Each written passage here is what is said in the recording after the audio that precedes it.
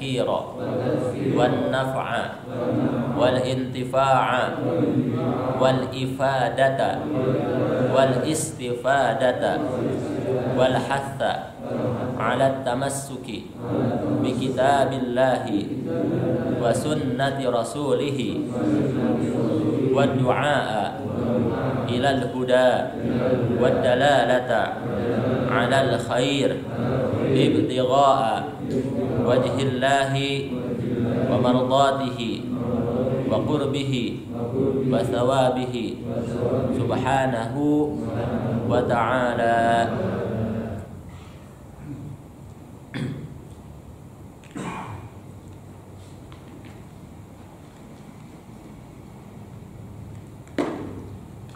Qala Malik rahimahullahu ta'ala wa nafa'ana bihi wa bi'ulumihi wa bi'ulumi masyayikhina wa masyayikhikum wa bi'ulumina wa 'ulumikum fid dharain amin ila an qala.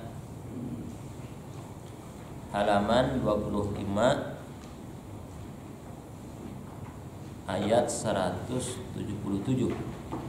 Itu adalah ayat terakhir pembahasan kita dalam kajian tafsir Al-Jalalain, di mana di ayat tersebut Allah menjelaskan hakikat kebaikan atau orang baik yang memang di sana penjelasannya tidak seperti yang diklaim oleh orang-orang Yahudi ataupun Nasrani, yang mana mereka itu membatasi orang yang baik itu adalah orang yang sholat. Kalau kata Yahudi, sholatnya menghadap ke timur, gitu, ke Baitul Maqdis. Atau orang Nasrani sholatnya menghadap ke Maghrib, ke timur, ke barat berarti, gitu. Dan ini merupakan klaim yang Allah jawab bahwasanya kebaikan itu adalah ketika orang beriman kepada Allah. Maka ini juga menjadi bukti bahwasanya tidak cukup orang menjadi baik, tapi agar kebaikan itu disahkan, dilegalkan, nanti dia mendapatkan balasannya di akhirat, maka dia harus beriman kepada Allah Subhanahu wa ta'ala. Maka ini pun mengkonter orang-orang yang mengatakan gak apa-apa, yang penting baik, kan? Tetangganya belum beriman tapi baik, itu gimana? Ya secara kebaikannya kita sepakat tidak apa-apa, karena memang semuanya ya di antara kita itu selaku manusia pun memang kita hakikat manusia yaitu fitrah. Hakikat manusia pasti berbuat baik, dan jati diri manusia berbuat baik. Bahkan ada yang kata ada preman, kemudian melihat orang kecelakaan, pasti dalam pikiran dia langsung terbesit nolongin. Kalaupun ada orang yang kecelakaan, kemudian preman lewat melihat orang kecelakaan, kemudian terpikir ngambil HP, ngambil uang, itu hanya sekian persen mungkin. Tapi manusia pada hakikatnya pasti ketika melihat sesuatu dia ingin berbuat baik. Itu bahkan preman pun kalau ditanya, kalau dia punya anak, pasti bilang ke anaknya, "Nak, jangan sampai kayak bapak kamu. Jadi orang benar." Pasti gitu. Karena memang hakikat manusia itu adalah orang yang baik. Tapi kebaikan ini tentu ada kebaikan yang harus didasari oleh iman. Bukan hanya kebaikan didasari dengan kemanusiaan. Karena kalau seandainya mereka yang berbuat baik karena kemanusiaan saja, buat apa Rasul ketika apa-apanya man kana yu'minu billah wal yaumil akhir, Rasul mengatakan demikian, barang siapa yang beriman kepada Allah dan hari akhir, fal yukrim jarahu, fal yaqul khairan aw liyasmut, fal yukrim dhaifahu, hormati atau muliakan tamu, berkata baik atau kalau tidak ya diam. Kemudian menghormati tetangga, itu diawali dengan man kana yu'minu billah wal yaumil akhir. Bukan man kana insanan, bukan. Barang siapa yang manusia, tidak demikian. Barang siapa yang beriman Maka iman ini harus menjadi dasarnya agar amal perbuatan itu disahkan, dianggap. Karena kalau amal perbuatan baik tapi belum beriman, maka habitat a'maluhu fid dunya wal akhirah, dia akan rugi di dunia, rugi ya, di akhirat pun akan menjadi orang yang merugi karena amalnya tidak diterima oleh Allah Subhanahu wa taala. Kok demikian? Ya memang sudah aturannya. Kita hidup saja ketika ada aturan kita katakan memang ini sudah aturan hidup. Nah, ketika Allah buat aturan kok kita malah protes. Toh kita ini adalah semuanya ciptaan Allah. Allah buat aturan, kenapa kita protes? Harusnya kita ya harus mengikuti aturan Allah Subhanahu wa taala. Jadi jangan sampai kita termakan oleh tipu daya orang yang mengatakan enggak apa-apa, baik aja. Ya, tidak pandang agama dan lain sebagainya. Tidak, ya. Kebaikan oke, tidak pandang agama, tapi agar syarat kebaikan itu diterima harus beragama, yaitu agama Islam. Itu man amana billah wal yaumil akhir wal malaikati wal kitabi wan nabiyyin. Gitu. Jadi semua kebaikan ini nanti didasari oleh keimanan. Katakan kita juga berbuat baik pada orang tua. Itu kalau seandainya ditanya kenapa kita berbuat baik pada orang tua, jawabannya ya karena orang tua saya. Itu sangat kurang itu. Bahkan bisa dikatakan kurang tepat. Karena kalau seandainya jawabannya adalah karena dia orang tua saya, bagaimana dengan orang tua yang mungkin membuang anaknya? Apakah nanti anaknya harus tetap berbakti kepada orang tuanya yang suatu hari nanti ketahuan, oh ternyata ini orang tua saya. Nanti kata anaknya orang tua saya nggak ngurusin saya. Orang tua saya malah ngebuang saya ke pondok, mungkin kalau ada orang-orang yang beranggapan demikian. Karena memang banyak sekali orang tua yang memang tidak mampu mendidik anaknya, tidak punya waktu untuk mendidik anaknya, kasih ke pondok, kasih ke sekolah-sekolah yang full day school, gitu. Gak mau tahu, pokoknya mas saya udah titipin anak saya, kan kayak gitu. Nanti anaknya bilang orang tua saya nggak ngurus saya, apakah saya perlu berbakti juga? Ya, itu kalau seandainya kita berbakti ke orang tua hanya karena dia orang tua. Ketika ada hal-hal yang tidak sesuai dengan keinginan kita, orang tua kita mungkin tidak ngurusin kita, tidak mendidik kita, atau tidak sesuai dengan keinginan kita orang tuanya, maka ketika itu pun kita akan mengatakan ngapain saya berbakti pada orang tua yang demikian, kan gitu. Maka dasarnya juga berbakti kepada orang tua itu harus karena perintah Allah, iman kepada Allah. Orang yang beriman kepada Allah berarti kan orang yang harus ikut dengan aturan Allah. Allah memerintahkan umat beriman untuk berbakti pada orang tua, dan itu dasarnya. Yang harus kita jadikan dasar itu beriman kepada Allah, karena saya iman kepada Allah ya, dan saya hamba Allah yang tunduk pada perintah Allah, saya hormati orang tua sampai kapanpun ya, mau dalam keadaan apapun orang tuanya, bahkan orang tuanya kafir, pasti tetap akan dihormati oleh seorang anak, karena dasarnya adalah iman, dasarnya adalah karena perintah Allah. Begitu juga dengan istri, contohnya kita mencintai istri itu ya karena Allah, karena agama. Makanya kenapa dalam Islam itu menikahi perempuan dasarnya 4. Dan ketika empat ini kalau dibilang mana yang prioritas, agamanya. Gitu. Kenapa kau mencintai atau menikahi perempuan itu harus dengan dasar agama? Ya karena kalau dengan dasar yang lainnya ketika itu hilang, maka hilang pula. Gitu. Makanya wasiat-wasiat orang tua kita, guru-guru kita itu ya, kalau mau nikahin perempuan maka berwasiat pada anaknya yang nikahin kamu karena dasar agama. Gitu. Bukan dasar fisik, bukan dasar materi, tapi agama. Karena kalau seandainya suatu hari nanti fisiknya berubah, suatu hari nanti materinya berubah, dia akan tetap menghormati istrinya atas dasar apa? Perintah agama untuk selalu memuliakan keluarga.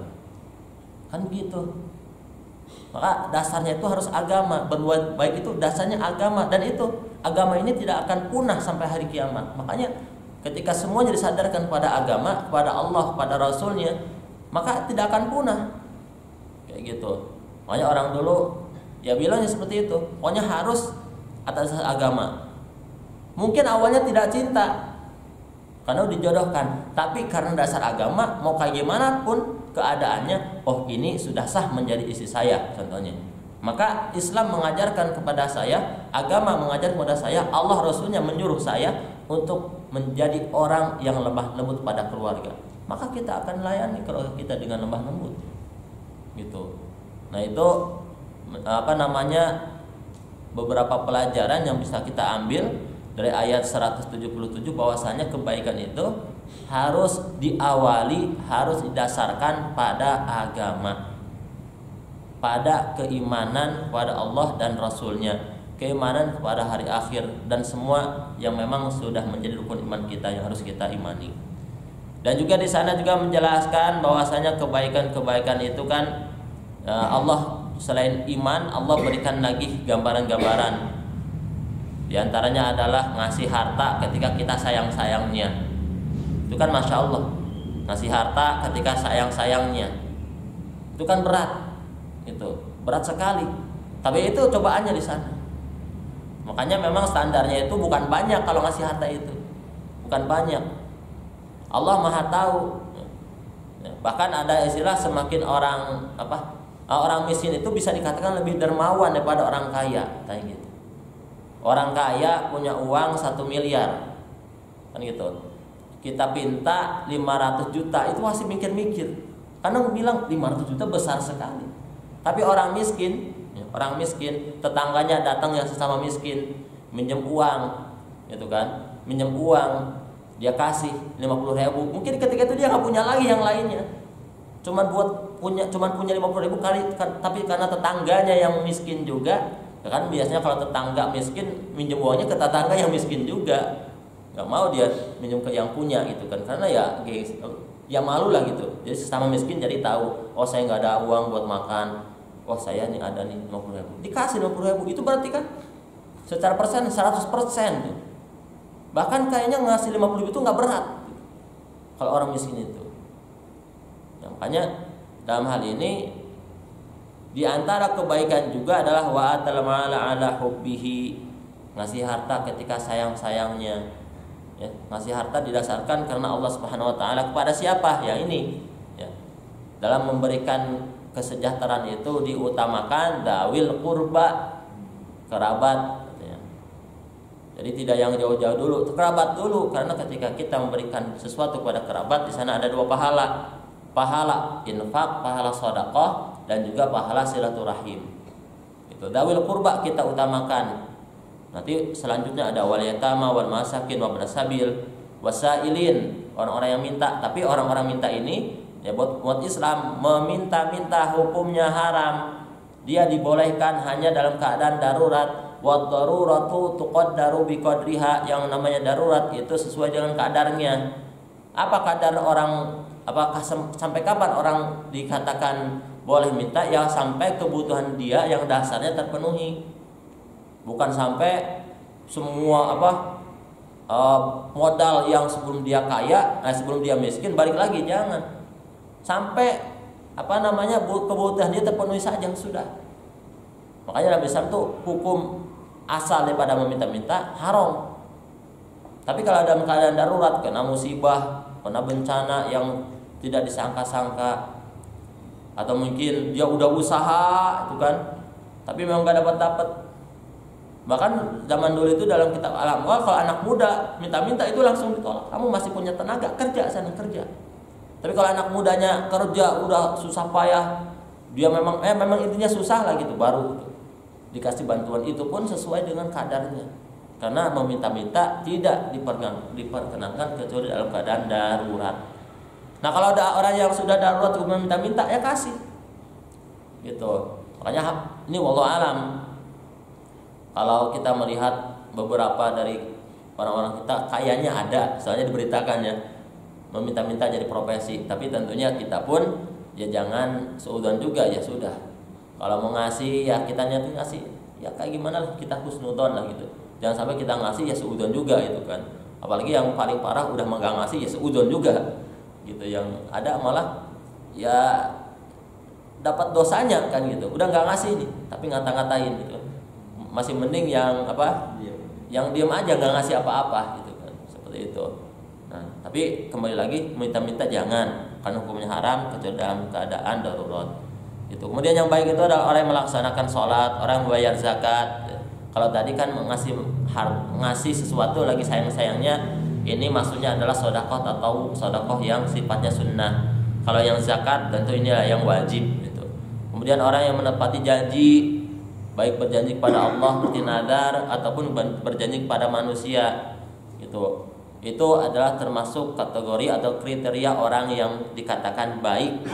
Wasabirin, dan orang-orang yang bersabar, sabar ketika dia dalam keadaan fakir, sabar ketika dia sakit, sabar ketika dia harus di medan perang dia harus melawan musuh-musuh yang memang namanya medan perang lah gitu kan. Orang pasti kan ciut kadang-kadang kalau melihat musuh, tapi dia harus sabar, harus berani.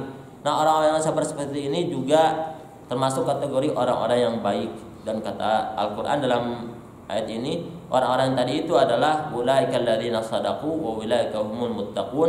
Orang-orang yang tadi adalah orang yang benar, imannya benar. Jadi iman itu tidak hanya sekedar at-tasdiq bil qalbi, membenarkan dengan hati, at-taqrir bil lisan, kita ucapkan dengan lidah, tapi juga harus ada al-amal bil arkan, harus ada pembuktian. Orang yang beriman itu harus ada pembuktian. Makanya di sini disebutkan ulaikal ladzina shadaqu, mereka yang beriman dan dibuktikan keimanannya itu adalah orang-orang yang benar imannya. Gitu. Wa ulaika humul muttaqun, dan orang-orang yang tadi itu adalah orang-orang yang bertakwa. Itu kurang lebihnya. Ya, kalau kita review penjelasan ayat Al-Qur'an surat Al-Baqarah 177.